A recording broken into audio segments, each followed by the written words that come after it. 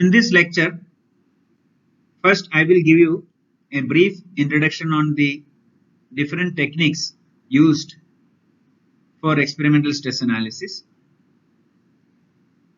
Broadly speaking, in experimental stress analysis, we attempt to measure stresses at certain locations on a structure using an appropriate measurement technique. So if you think about the quantities in mechanics of solids, displacement components, strain components, and stress components, the fundamental quantity is the displacement, because displacement eventually leads to development of stresses in a material. So for that reason, stresses cannot be directly measured. Most often, displacement or some other tangible quantity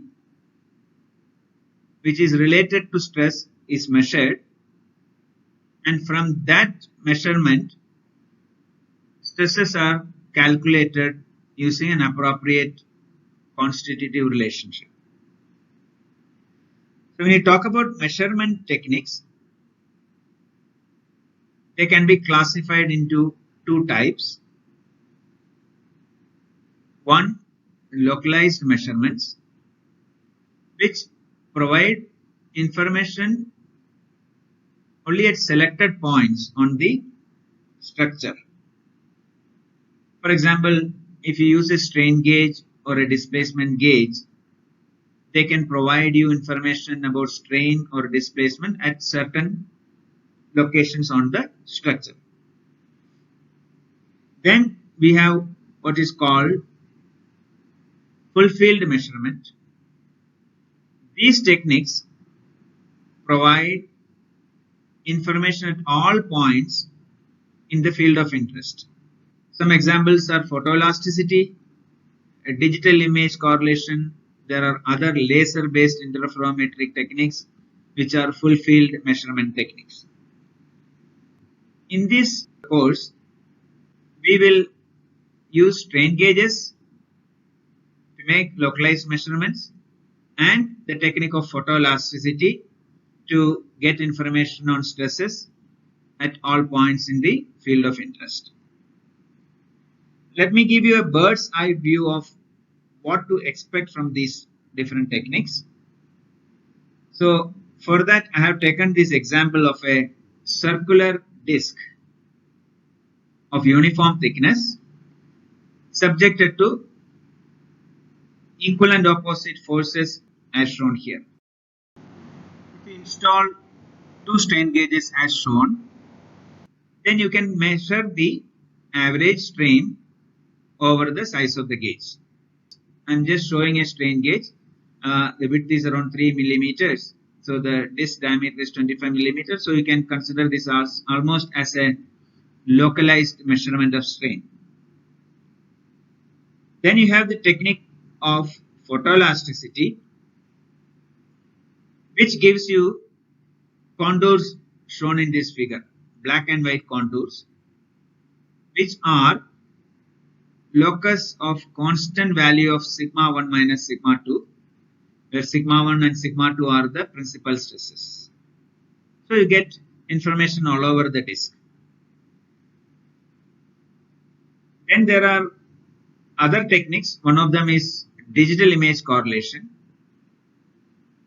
which can measure the displacement components U and V on the surface of the disk, and from these displacement components, once you measure them, you can calculate the strain components and you can get the distribution of stress components in the disk. I am showing here only sigma YY.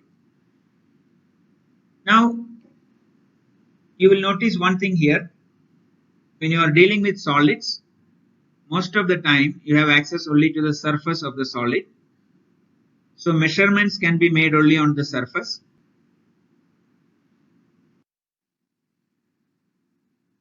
We will look at the technique of strain gauge for measuring strain in detail now.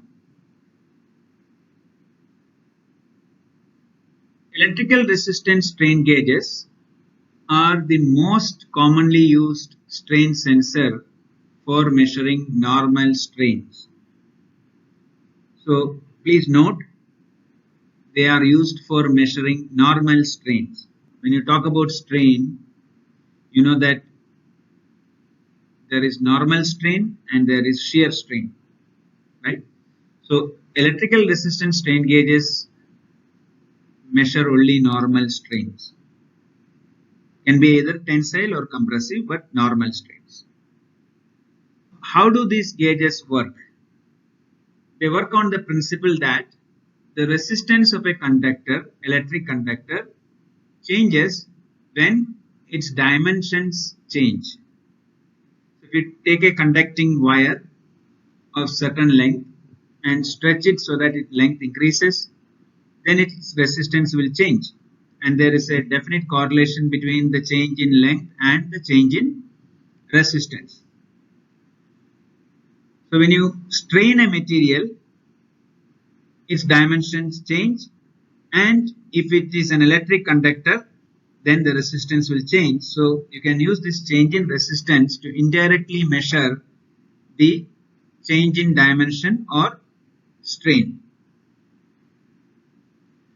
Strain gauges are made by encapsulating a grid made of a thin foil of a metallic alloy between two protective sheets of polyimide. So I'm showing a strain gauge here. So you have this foil of a conducting alloy which is encapsulated between polyimide sheets. Polyimide is an insulator. So you see that this is the grid, and you see that there are several back and forth folding of the metallic alloy so that the length is large, and larger length will give you larger change in resistance for a given strain and will give you better sensitivity. These two arrows here indicate the direction of measurement of strain. So this gauge will measure normal strains along this direction only. How do you use this strain gauge? You bond the strain gauge to the structure at the location where you want to measure strain using an adhesive, and once it is bonded, it forms an integral part of the structure. You cannot remove a strain gauge and reuse it. They are invariably very light and does not alter the stiffness of the material on which they are bonded. It is very important. Since the gauge area is finite, what you measure is the average strain over this area. So this is the gauge area or the grid area. So the strain you measure is not actually the strain at a point. It is the strain over this grid or gauge area. Now this is the gauge length. So if you have a larger gauge length and strain varies inside this gauge length considerably, then you introduce error in measurement of strain. There are strain gauges which have grid size as small as 0.2 by 0.2 millimeter squared, which are used when the strain gradient is very high to get accurate strain measurements. Now, how do you convert the change in resistance to strain? The manufacturer of the gauge does this calibration and provides you a very simple equation as shown here, where delta R is the change in resistance, R is the initial resistance of the strain gauge, epsilon is the measured strain, and Sg is the calibration factor called the gauge factor, and strain gauge manufacturers provide this gauge factor. How do you measure this delta R? You have to use an appropriate electrical circuit to measure delta R. Commercially, you can get strain gauges having a resistance of 120 ohms, 350 ohms or 1000 ohms. Let us look at how to measure this delta R of a strain gauge. As I mentioned earlier, the strain gauge manufacturer provides the gauge factor SG. For elastically loaded structures or structures loaded within their elastic limit, the strain levels are well below the strain at yielding, which is lower than 0.001. So this means the strain levels you are going to measure are considerably smaller than the strain at yielding. Let us take an example. If you want to measure a strain of 10 power minus 4, the delta R by R for a 120 ohm gauge having a gauge factor of 2 will be 2 into 10 power minus 4. So this is a very small change in resistance. How to measure such small change in resistance accurately? Of course, there are different methods to measure resistance. One is the potentiometer, other one is the Wheatstone's bridge. Wheatstone's bridge is commonly used for measuring delta R because in a Wheatstone's bridge you start with a 0 voltage. What is the Wheatstone's bridge? Wheatstone's bridge has 4 resistors connected as shown here to form the 4 edges of a square. At 2 corners of the square you provide a potential difference which we will call as the excitation voltage V. Across the other 2 corners you measure the potential difference which we will call as E, which is the output. So there are 4 resistances R1, R2, R3 and R4.